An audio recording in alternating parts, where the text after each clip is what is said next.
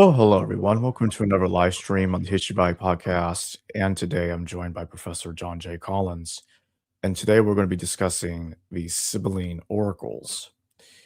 It is based on his work on the Sibylline oracles in Professor James Charles Worth's The Old Testament Pseudepigrapha, Volume 1. The link to purchase it, along with Volume 2 as well, will be in the description below and in the pinned comment just below that. With that being said, thank you very much for joining me today, John. Thank you. And to start us off, can you tell everybody what the Sibylline oracles is for those that have never heard of it? Okay. The Sibyl was a legendary figure in ancient Greece who gave typically very short oracles predicting destruction. We have several scattered short oracles in Greek sources about this figure. But at some point, probably in the 2nd century BCE, Jews began to use the form of Sibylline oracles, or to compose oracles that they attributed to the Sibyl. This was obviously a case of pseudepigraphy. There was no actual Sibyl uttering these oracles, but pseudepigraphy was very common in Second Temple Judaism and in other parts of the Hellenistic world. So Jews wrote several long oracles, and they differed typically from the pagan ones because of their length. And then later on, Christians took over that form, and Christians continued to produce Sibylline oracles down into the Middle Ages. So there's quite a huge corpus of such oracles. When we refer to the Sibylline oracles in the Charles Worth collection, that this is the standard collection of Sibylline oracles, there are 12 books that I translated there. Of those, 3 are surely Christian. One more might be or might not be, that's book 11. And books 1 and 2, which were originally one long oracle, seem to have been a Jewish work that was later updated by Christians. But now all of those oracles were found in manuscripts. Now the oldest manuscripts are medieval. There are indications in them that the earliest collection of oracles was about 500 or 600 of the Common Era. So there was a long period of transmission that's older than any manuscripts that we have. That is not unusual with ancient literature, but we assume that most of the books of the Bible were written several hundred years even before the Dead Sea Scrolls. And most of the books of classical antiquity are known to us through medieval or Renaissance manuscripts. So we very typically have to reconstruct material from evidence that is much later than the time in which we think this material was composed.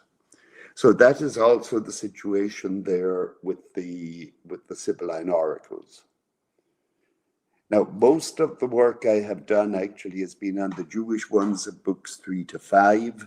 I translated the others, but I didn't really do much more with them. What is the theme, the overall theme of the Sibylline oracles? What kind of stories do they tell? Well, first of all, they're predictions, they're prophecies. Now, they're not strictly apocalypses. The Sibyl doesn't have visions. It's not a revelation. It's more like the Hebrew prophets. And the Jewish oracles are very much like the Hebrew prophets, and especially like the oracles against foreign nations that you get in the Hebrew Bible. So the oldest collection that we have is book 3. And that runs to somewhere around 800 verses. Now, you can distinguish several long oracles in those. And those are similar to what you find in many apocalypses, like the book of Daniel. That is to say, you have a figure who supposedly lived a long time ago, who is predicting the course of history over several hundred years, and then predicting that it will end in a particular way. Now, the advantage of that from the viewpoint of the people writing it is that this ancient figure is able to get a lot of these predictions right because things have already happened and the history is already known. And so a lot of this is prophecy after the fact. That's also true of the book of Daniel, for example. And in this case, again, you have several references to a sequence of 10 kingdoms. Or in the fourth Sibylline oracle, there are 4 kingdoms, which is also what you get in the book of Daniel, although the Sibyl has it slightly differently because Assyria is the first of these kingdoms. But in all of these cases, it's an attempt to take the long view of history as a succession of kingdoms. Now, we have no evidence that any pagan Sibyl ever did that. This seems to have been a Jewish modification of Sibylline oracles. The point of attributing it to the Sibyl is that the Sibyl carried authority in the Hellenistic world. It's an old debate as to whether books like this were meant to be read by Gentiles or by Jews. And at one point, people thought that this was propaganda, that it was trying to persuade Gentiles that the Sibyl had prophesied that the Jews would eventually rule everything, which is kind of the bottom line in the Third Sibyl. But back, more than 50 years ago, a great Israeli scholar named Cherikover made the argument that really these things were more likely to be addressed to Jews to assure them. And in that case, it was assuring Jews who lived in the Hellenistic world, probably in Egypt in the case of the Third Sibyl, that a great pagan authority, the Sibyl, had prophesied that things would eventually work out in their favor. So that's, I can go on in a little more detail there if you like. As in the apocalypses, this long sweep of history inevitably has some kind of an eschatological ending. Now, in the apocalypses, that usually involves the resurrection of the dead and a final judgment. You do not get that in the Third Sibyl. You do get it in the Fourth Sibyl, and you do not get it in the Fifth Sibyl. But the Fourth Sibyl seems to have been a somewhat different tradition and a little bit more apocalyptic in its way. But the Third and Fifth Sibyl anticipate just that the earth will be transformed.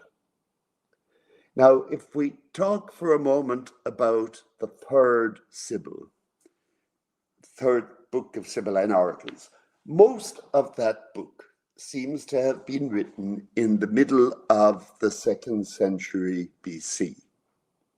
Not all of it, some parts were definitely added later, but most of it was. There are at least 3 long oracles in it, and we know that that's when they were written, because they say that things will come to a head.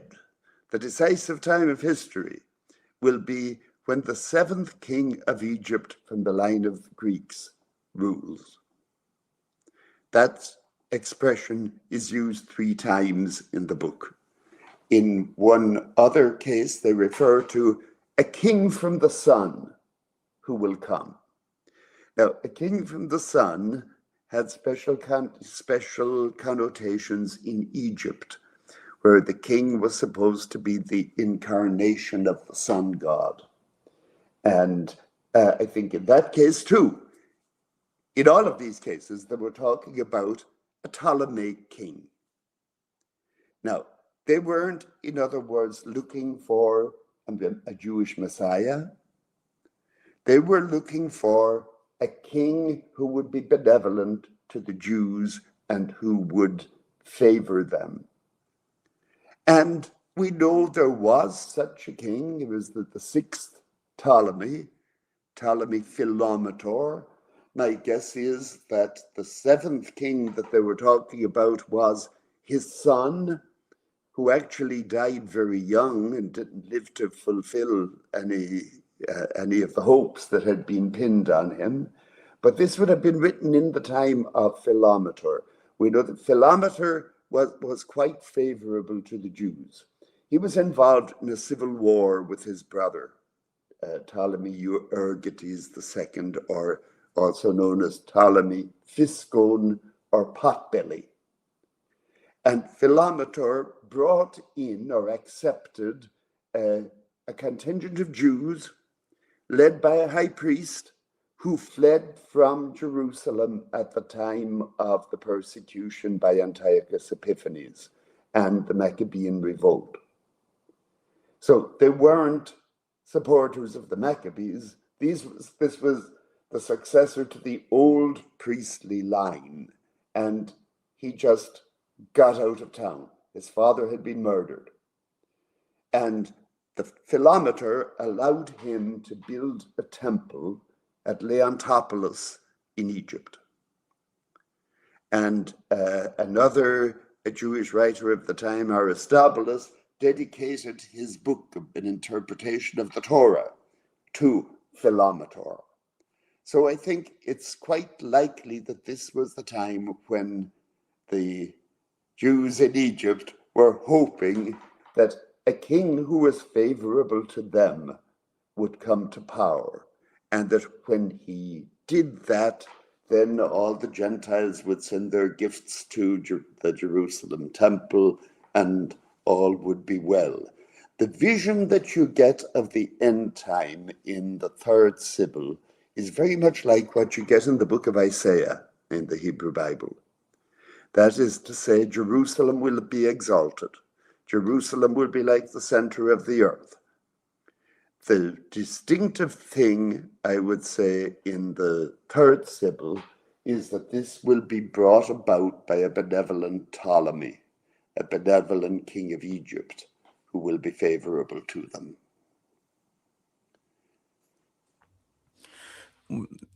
Now I want to ask you about the way it talks about Emperor Nero.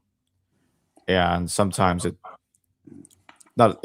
talks about how he's going to come back, like a second coming of Nero, Nero going to revive us. Now this is the fifth Sibyl.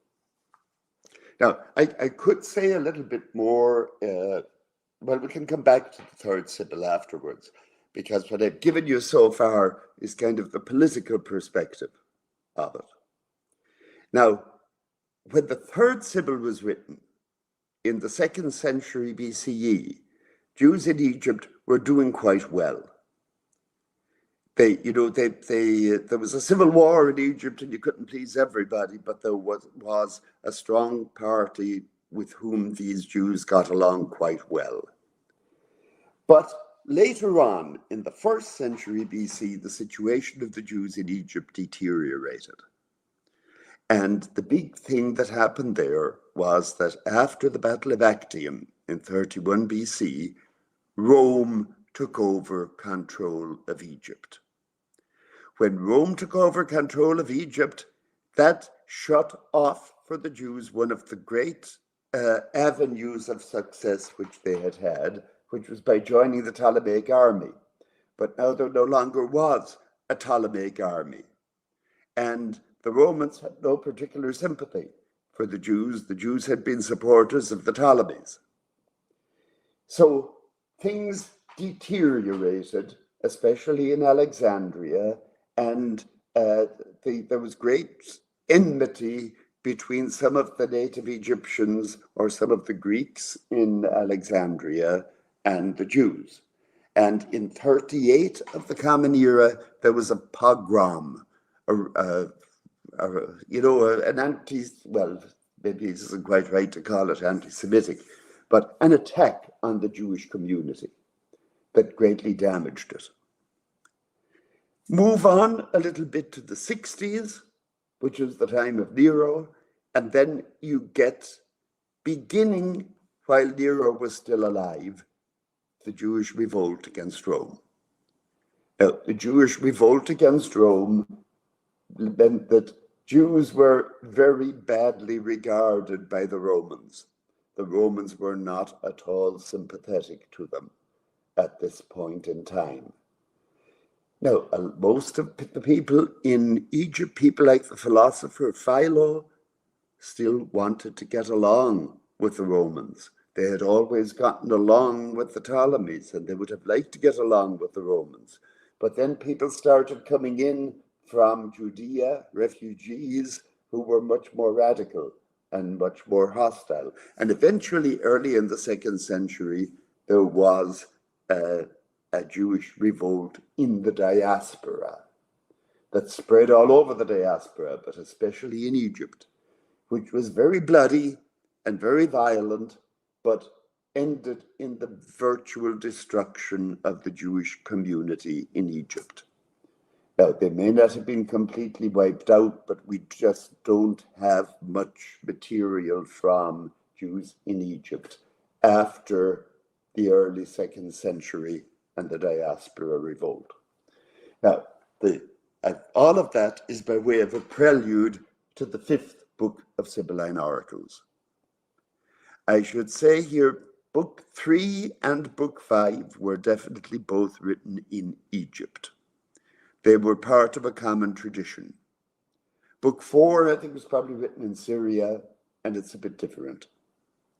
But Books 3 and 5 come out of Egypt, and they're very much concerned with the political situation. Now, in Book 5, Nero becomes a mythical figure. When Nero died, a rumor circulated that he had actually escaped to the Parthians and that he would come back. You get this in a few Roman authors of the time. Now, at first, this didn't mean that he would rise from the dead. In fact, in any of these Jewish books, it didn't mean he would come back from the dead. It meant that he was still alive and would come back, leading a horde of Parthians and recapture the Roman Empire. And this was a kind of nightmare scenario. In the 5th book of Sibylline Oracles, Nero is blown up into what you might call an eschatological adversary. By an eschatological adversary, I mean an anti-Messiah. In Christian terms, we'd call him an antichrist.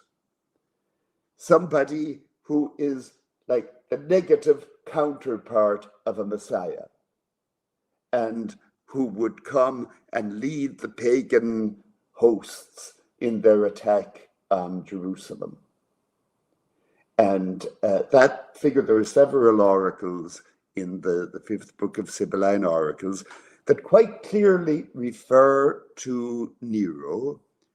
They refer to him especially because of the murder of his mother.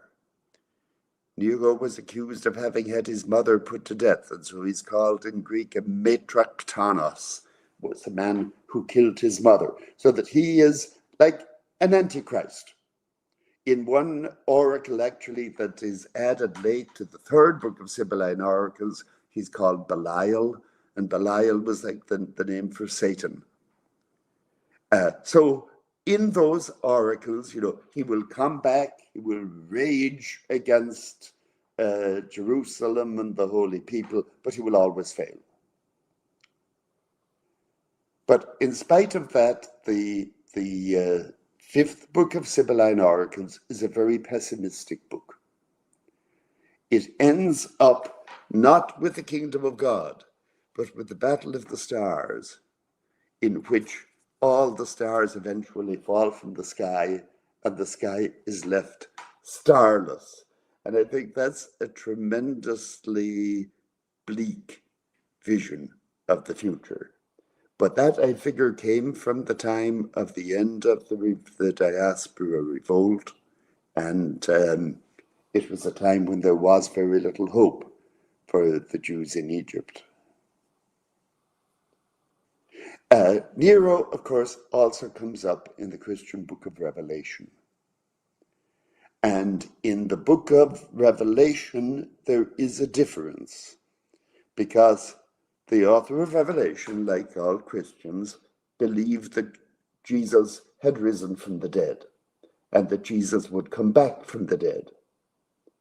So in Revelation, Nero becomes quite properly an antichrist, somebody who would do all the same things that Christ did, but with negative or evil effect. And so in Revelation, the assumption is that Nero actually had died, but that he would come back from the dead. And that would set up the final conflict between good and evil. So Nero evidently had a great grip on imaginations in the ancient world. Is there a direct connection between any of the Christianized Sibylline oracles with Revelation, or is there, like, in terms of like textual dependence, or do they develop independently of each other, but with common tradition? I think at least in the case of, book 3 was written before Revelation. Books 4 and 5 are roughly contemporary. Parts of book 5 may be a little bit later, but I don't think they knew each other. I don't think there was any literary dependence. They were drawing on some common traditions. And in the case of book 5, the Nero tradition was the main thing that they had in common. Now, you may get influence of Revelation in some of the later Christian Sibylline oracles, like books 1 and 2, but I haven't looked at those for some time. What do they tell us about, like, the development of these prophetic traditions, or maybe I could frame it in this way: Christian apocalyptic traditions, or traditions that are at least connected to that? Well, the Sibylline oracles have a peculiar niche in the early Christianity was quite heavily apocalyptic, by which I mean they thought they had a new revelation. They thought everything was going to change, that the world as we know it was coming to an end and would be replaced by a new creation. Now, those ideas all developed out of Judaism. In Judaism, there were more of a minority opinion, although it's very hard to gauge just how widely accepted anything was at any given time. Now, in the case of the Sibylline oracles, first of all, most of the Jewish apocalypses, when I talk about apocalypticism, I think first of all of the book of Daniel, the books of Enoch, and books like Fourth Ezra and Second Baruch, which the Fourth Ezra and Second Baruch probably written in the land of Israel around 100 CE, very much contemporary with the book of Revelation. All of those books and the fifth book of Sibylline oracles were written in reaction to the destruction of Jerusalem. Now, the distinctive thing about the Sibylline oracles in all of this is that they were written in Greek. Also, whereas Daniel, was Hebrew and Aramaic, Enoch was written in Aramaic, Fourth Ezra and Second Baruch, most probably written in Hebrew, although we only have them in translations. But the Sibylline oracles were written in Greek. And they have a whole other dimension to them. that dimension is they were written for people who had lived among Greeks, had lived in the Hellenistic world, and who, by and large, respected Hellenistic culture. In the Third Sibyl, besides the political argument that I was talking about, there's also a moral argument. The Sibyl repeatedly says how the Jews are an exceptional people. And they're exceptional because they only worship one God. They don't worship stones or idols or animals or any of the silly things that Gentiles do. And not only that, but they live moral lives. And they throw in verses from the Pentateuch to illustrate this. Whether or not people were living up to those is a whole other question. But there are just a few things that the Sibyl claims are distinctive about the Jews. One is monotheism. That's the most fundamental. Another is certain sexual ethics. They are resolutely condemning adultery, homosexuality, and the exposure of infants. They don't talk about abortion. This wasn't the way things were done in the Hellenistic world. But they do talk repeatedly about it was customary in Greek and Roman society to just throw out infants that you didn't want. And the Jews were resolutely opposed to that. Now, these were the major things that they hold up as distinctive. They never say anything about the Sabbath, about circumcision, about dietary laws. Now, most probably the Jews in Egypt did observe the Sabbath, did practice circumcision. We know this from some of the other writings. But that isn't what the Sibyl wants to emphasize. The Sibyl wants to emphasize that they are really good Greeks, like the best of the Greeks, and that, in fact, their moral ideals are superior to those of most of the Greeks. And the point then was to have a Greek authority, the Sibyl, say this. Now, we don't know that persuaded any Greeks. We don't know, maybe it did, but not very many, I would think.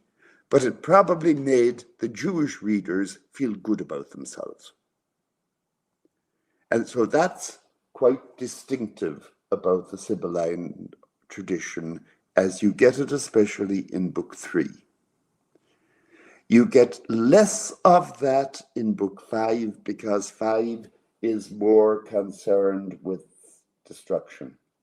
The destruction was befalling them on all sides. But you still get some of it.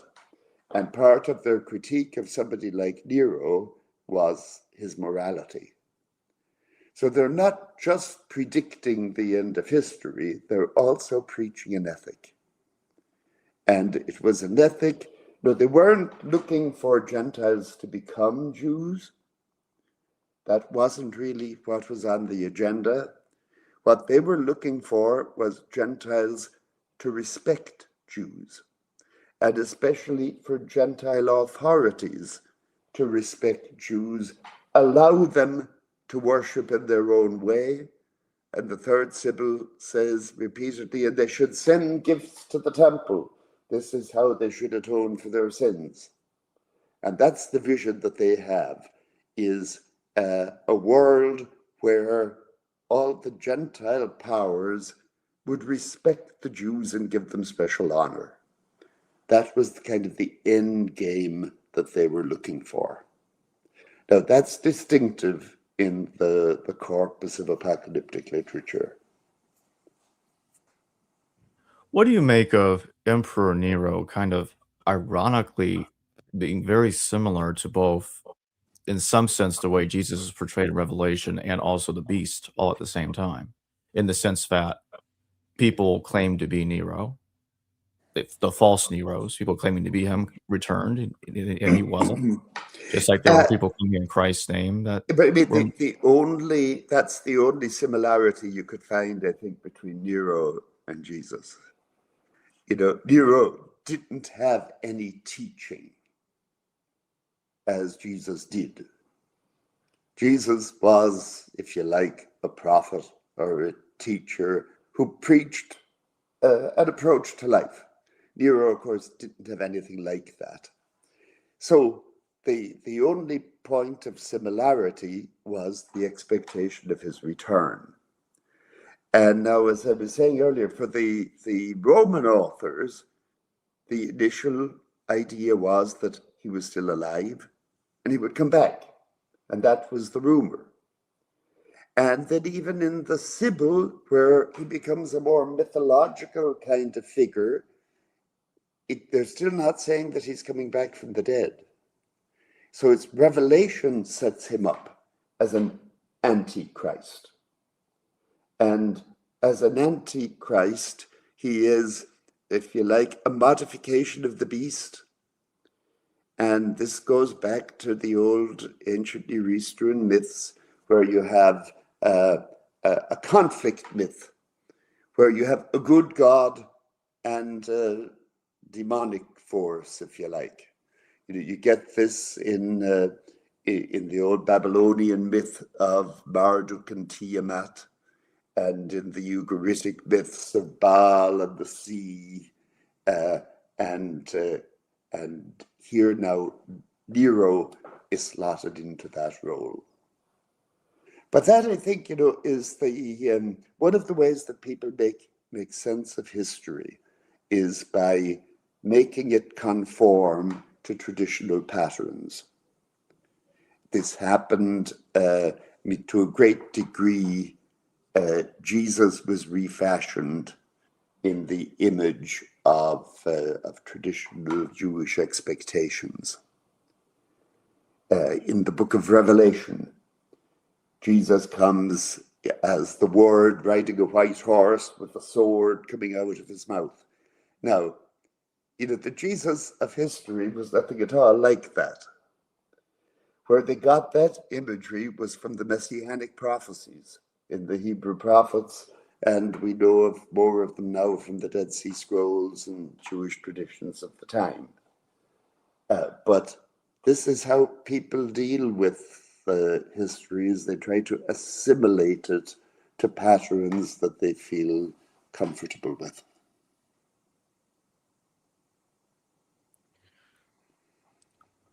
What do you think the motivation was to create these Sibylline oracles? You kind of alluded to that earlier, they're trying to put prophecies in the mouths of the Sibyls, but what is the motivation behind that as well? Like, what's going on Well, there? I think in the first case, as I say, I think the first Jewish Sibylline oracles were written in the middle of the 2nd century. By this time, there had been Jews in Egypt for 100 to 150 years. They had translated their scriptures, they had produced a good deal of literature. Some of them had become educated. Greek Sibylline oracles are written in Greek hexameters. Now, if you go down to Egypt from Judea, you don't start producing Greek hexameters off the cuff. This presupposes a certain amount of education. Some people have said that Sibylline oracles were street literature, but this wasn't true of the Jewish Sibylline oracles. These were literary products.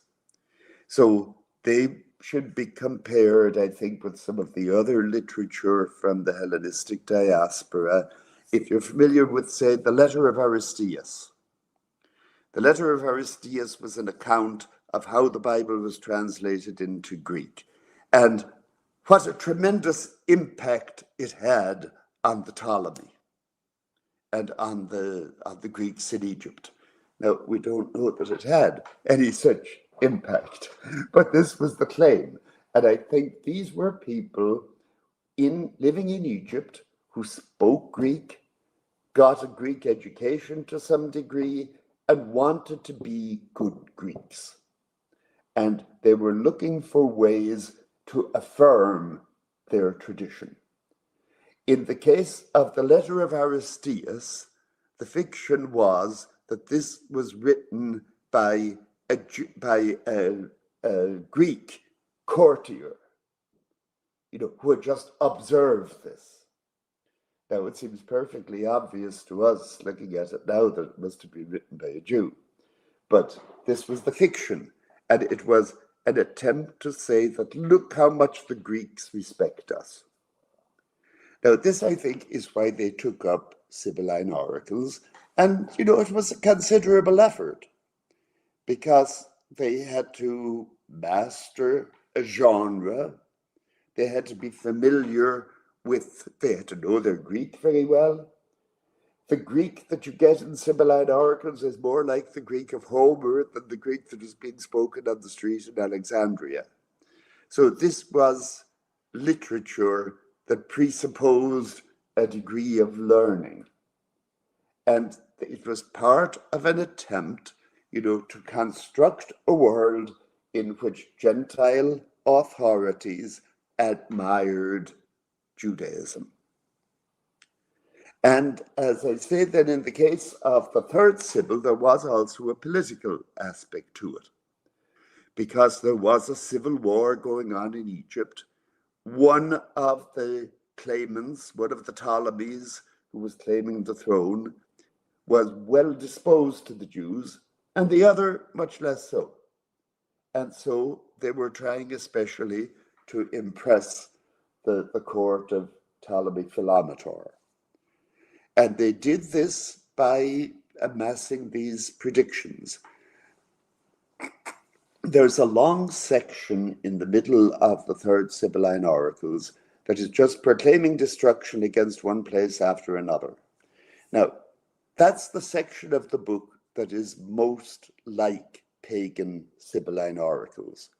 And I think they put that in just for the sake of authenticity, to make the whole thing look like genuine Sibylline oracles. But the new Jewish part of it were much longer oracles, similar to the Hebrew prophets, similar to some degree to apocalypses like Daniel and parts of Enoch, where you have a long sweep of history tending to a final goal. And that's, they were now attributing to the Sibyl. There is some debate as to whether there were ever any pagan Sibylline oracles that took the long view of history like that. And the only real evidence for that is in Virgil's fourth eclogue, which talks about the ultima aetas, the final age of the Sibyl. But it doesn't lay out a sequence of kingdoms like you get in the Jewish oracles. And that remains a bit of a mystery, and I think it's not impossible, in fact, that Virgil had some familiarity with some of the Jewish oracles. But the typical pagan oracles didn't do that. So the Jews, not only took over a pagan genre, but they refashioned it. And they made it much more elaborate and much more literate than it had ever been before they took it up. So I don't know, does that answer your question as to why they did it? Oh, yeah, definitely. Could you elaborate more on the Christian alterations of the Sibylline oracles? Well, a little bit, because I haven't actually worked on the Christian Sibyllines that much. I translated them for Charlesworth. But, the Christian Sibyls, as I understand it, for the most part, took over the Jewish oracles, and the only thing they changed was that they had Christ come in at the end. So it was Christ who would be the savior figure. Now, in Third Sibyl, they were looking for a king from the sun, which I take to be Ptolemy. That's a controversial matter. A lot of people tend to think it must have been a Jewish Messiah. But I think, these people were not actually looking for Jewish independence.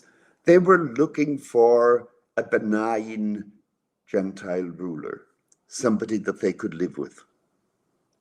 But in the fifth Sibyl, the savior figure is usually a king from heaven or a man from heaven. And now that's a bit like what you get also in Fourth Ezra, which was written, about the same time.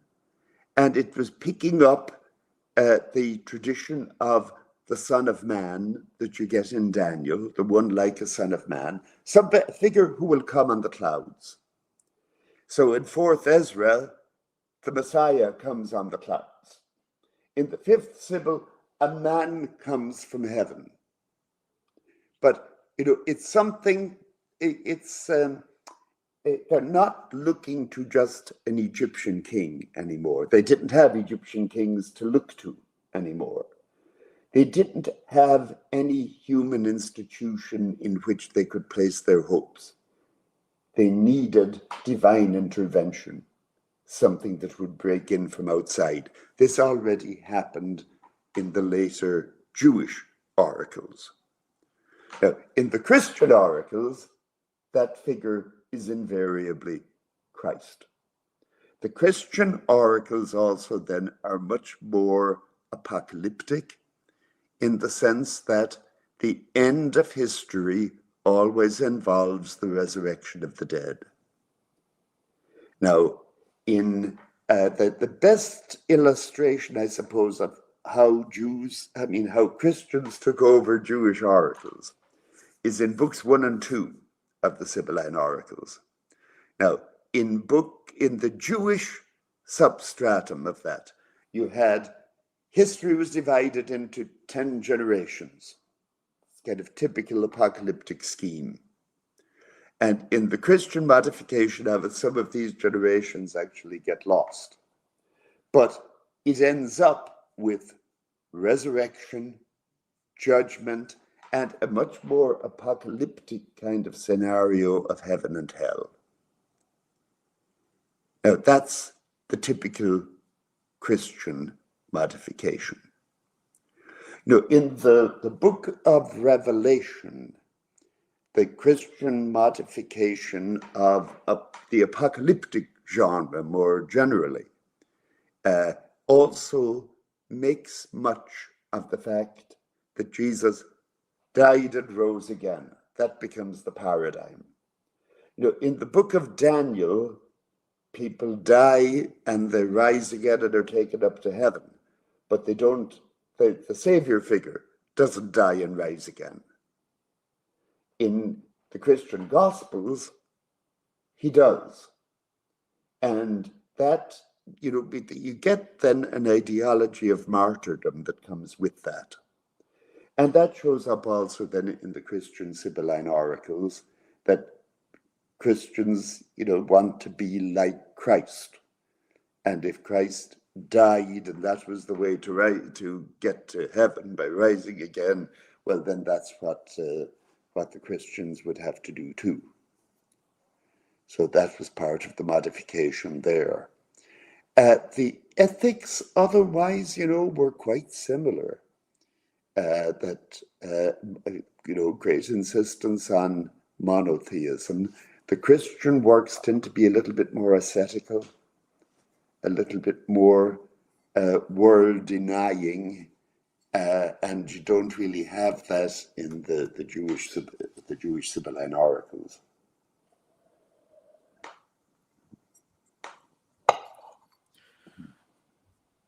I Fish in a Tie, thank you for your super chat. Is the flight to Pella attributed to an oracle?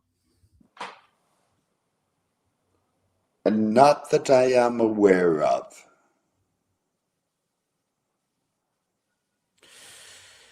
And for my final question,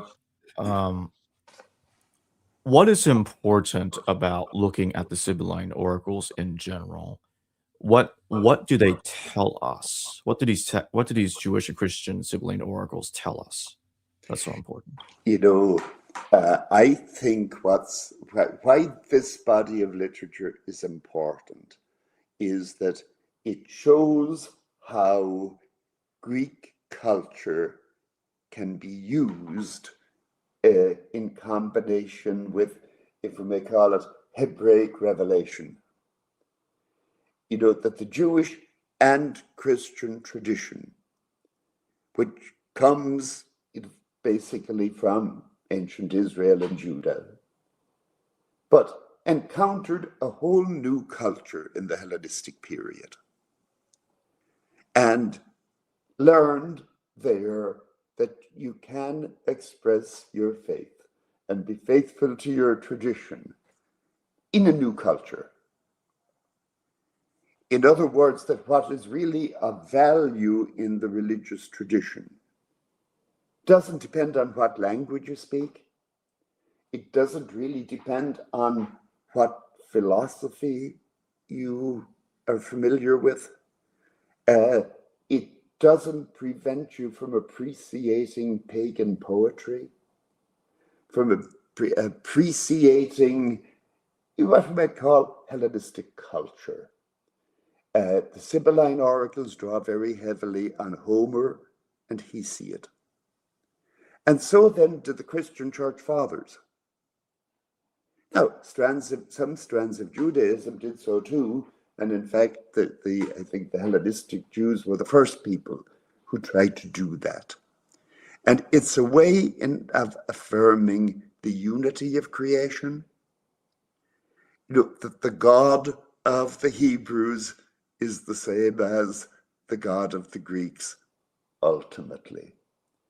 The Jewish philosopher Aristobulus, who dedicated his book to Ptolemy Philometor, said, you know, that Greeks and Jews really have the same God, they just have different names for him.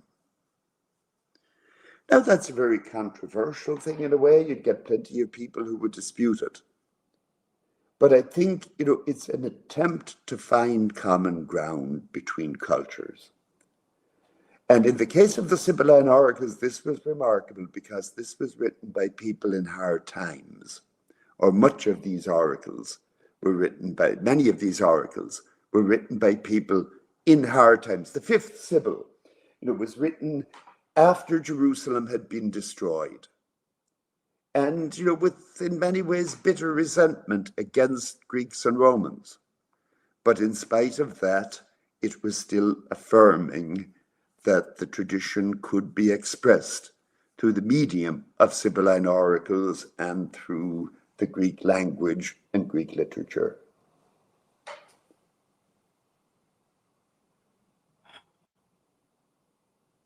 I'm not sure why my camera shut itself off.